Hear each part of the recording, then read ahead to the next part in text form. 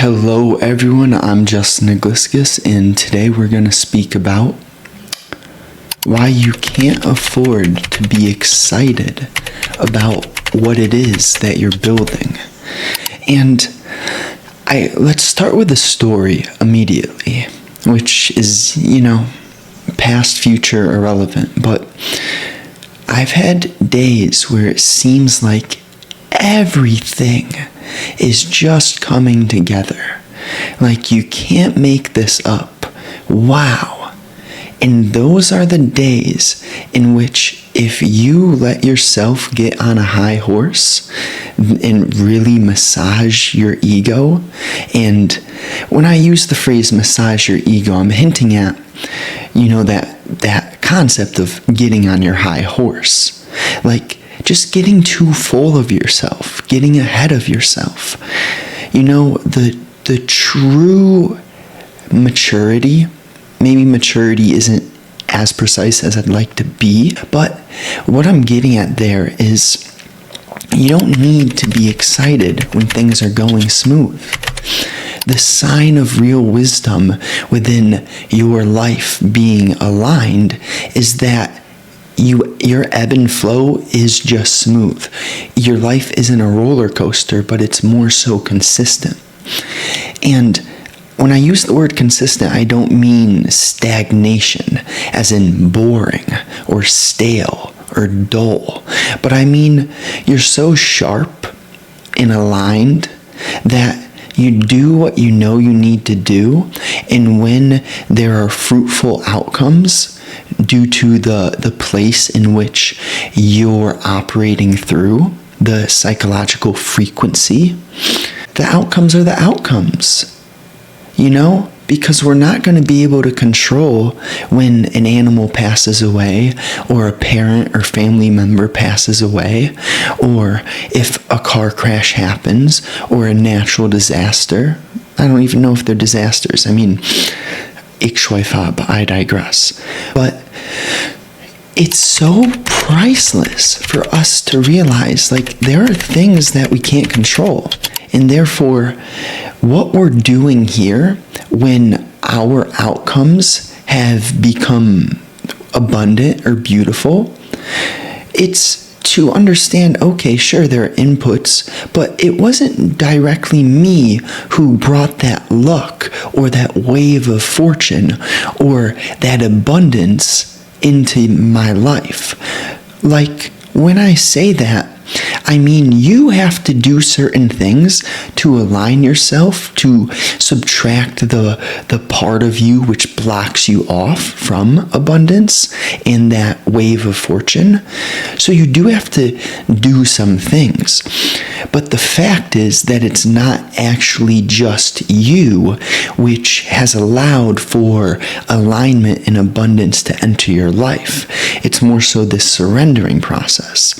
And not necessarily the opposite, but it's a step off when we look at excitement.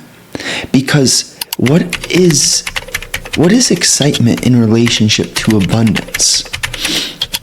Excitement is this aspect of us which the sense of self, the me, the I, gets excited due to things going quote unquote good, right? But the fact is that we didn't control that good. All we did was see clearly that there are certain levers to pull, and that there's a certain way to pull those levers, the frequency in which we operate through. And when that pieces together, you're surrendering. And moving away from surrendering is living in the sense of self, the I. And the I is the aspect of you which gets excited. So, right? You're alive, you're sharp, you're building. You have a burn, a fire, an urgency, a drive. But that drive will dissipate if you start to, get on your high horse. You'll lose that clarity, that energy, that drive. You'll start to push away abundance when you get too excited. because that excitement's going to consistently lead you to thinking in a pleasurable way. So thought is a double-edged sword. So is emotion, because, right, you can have that quote-unquote false love, or I meant to do quote-unquote love, which is actually false love, which is living through the pursuit of pleasure, right? To have sex, to do certain things, super pleasurable. But I wouldn't confuse physical sex with real love. And real love is not even in relationship to this intimate thing. But real love is to see the nature of the ego, the sense of self, the I, whom gets excited, to realize how precisely when we live in the thought of the sense of self, the I, we block ourselves off from the part of us which is capable of being truly compassionate. Because to be truly compassionate is to lose your sense of self and to step in the shoes of another, right? To truly see what they're seeing. And to do that, you can't be stuck in your own I, me, your own way of perceiving, your own program, your own conditioning. So, right, it's fascinating because normally excitement or enthusiasm is seen as something that could be good. And I'm not necessarily saying it's bad. There's a time and place for you to be excited. And to be excited for a moment is totally okay. But to take that moment of excitement and to start to hold on to it and start to replay that moment in the vehicle of thought or feeling emotion, that's the slippery slope. So you can have that moment of excitement, and I'm not saying don't celebrate. I'm not saying don't celebrate. But I am saying that if you're going to celebrate, truly celebrate, and then finish it, okay? Meaning that you don't run it on, you don't extend it, you don't hold on to the pleasure, which is the celebration, but you do that thing. There's joy in the moment, but the moment that you start talking or speaking about the past or the future in relation to a memory or experience that you had or aim to have, you're stuck in your sense of self. And therefore you cut off that abundance. And that's where excitement gets super dangerous and devious. Because if you can feel it for a moment and truly be there, excitement is true. Excitement is actually joy. But once you start thinking in relation to past or future, holding on, attaching to that moment which has been over, that's when the moment becomes devious. So, this takes a certain level of energy to do, right? Because obviously, if you're listening to this video, you're seeing that I'm seeing things that most people don't see, right? And that has nothing to do with Justin himself, but more so the gift in which I'm using. And the cool thing is, it's not just a Justin gift, it's a you gift. You got it too. Everyone has the capacity to become more sensitive, to tap into their innate awareness.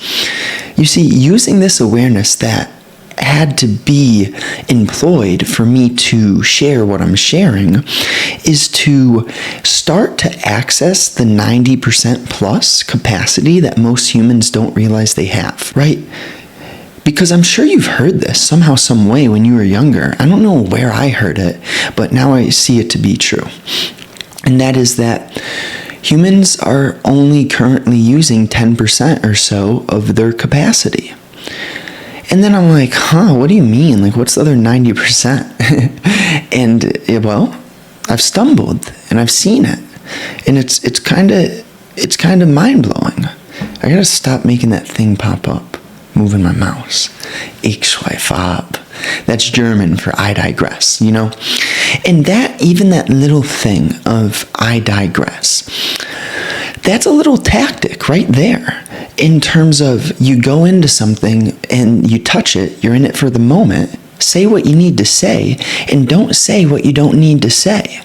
Like, that's a skill set which is going to benefit you in every single level and area of your life.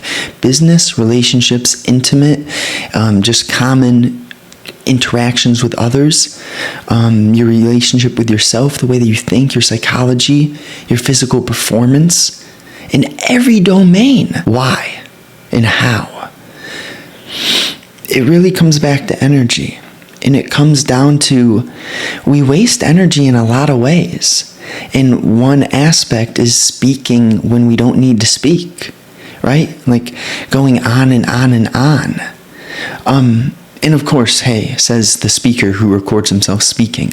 But the point is there that most of what I share can be applied to your life. Most of what I share has some nuggets in it. And of course, I'm not saying that everything that comes out of my mouth is perfect. No, that's not what I'm saying.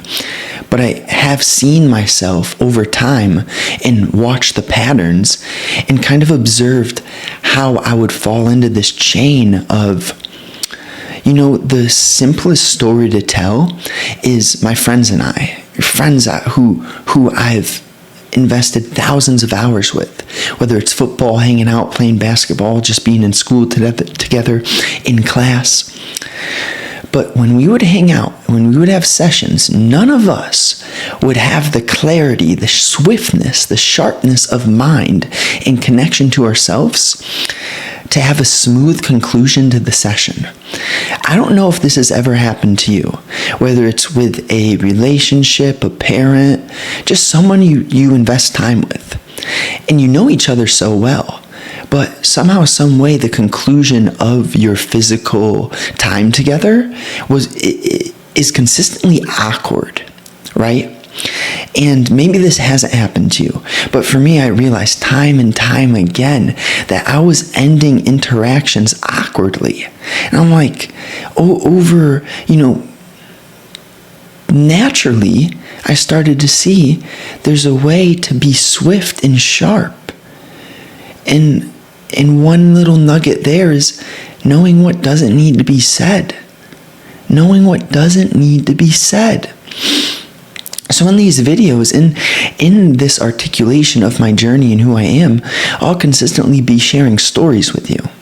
Of course, right? Because there are lessons that I've learned through, this Justin that have value. But if I can articulate those lessons in a way where I'm not so stuck in the specifics of what I've experienced, and I can more so zoom out and see the similar structures, themes, then I can share with you guys in a way which is much more fruitful, both for you and me. Yeah, both for you and me. And that is because the content of Justin's specific life, right? I'll go into it so you can feel it. I'm 25 and I was born in 1999. I grew up in Connecticut, and I was consistently riding bikes and playing outside with my friends. My family, my parents, they got divorced. My dad, he was a good man, but he sort of lost himself. He didn't take care of himself. And he kind of disappeared around 10, 11, 12. And my mom, she's always been a hard worker. She works, but I've noticed psychologically she's still a bit chaotic, even though she's done so much for us, and I'm so thankful for her. So do you see, I'm telling a story there, but it's so specific to me in my life that maybe you can resonate, maybe you agree with some of that, or maybe you see similar situations in your life, but it's getting so specific that if I talk in a structure, it can be more insightful in relationship to, and I know I veered off the excitement topic, but the bottom line is that when we talk in structure, we reduce the likelihood that we excite others. And when we get others to agree or disagree with us, or like or dislike or prefer what we say, that's not it. That's not what I'm here for.